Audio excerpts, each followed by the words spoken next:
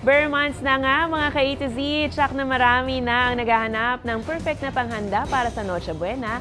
Ang tanong, may napili na ba kayong masarap pero super affordable at marami pang choices na pagpipilian? Alamin natin na ang mga nakakatakam na handa na yan sa Balitang A to Z ni Lane Garcia.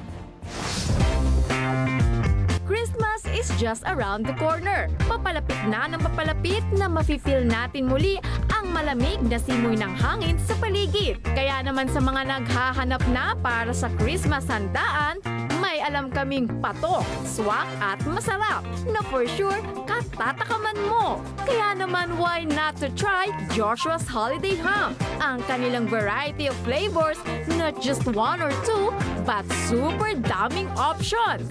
Mula sa classic ham, sweet ham, pear-shaped ham, mussel ham, hanggang sa kanilang bagong roasted ham, tiyak hindi ka mabibitit. Ang daming choices, di ba? Dahil flavorful ang Joshua's ham, siguradong perfect rin ito pang centerpiece for Christmas feast.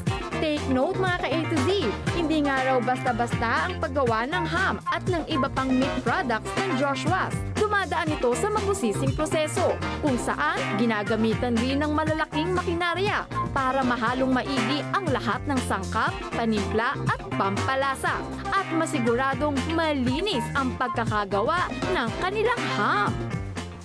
Ito po ay ginawa ng malinis, nutritious at talagang healthy po yung ating pong produkto.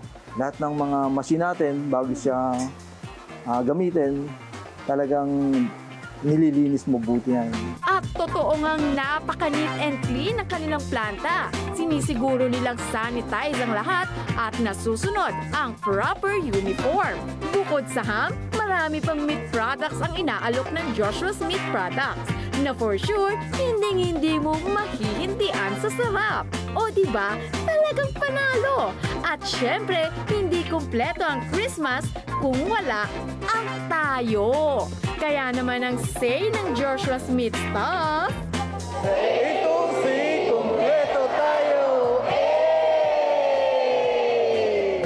para sa Balitang A to Z, Lane Garcia. Ang ating pabaong quote of the night ngayong Lunes ay mula sa dating Pangulo ng United Nations General Assembly na si Miroslav Lajčák. Sabi niya, hindi natin kayang pigilan ng mga bagyo, lindol, baha o pagsabog ng bulkan. Ngunit maipapanatag natin na mas handa at matatag ang mga tao at komunidad.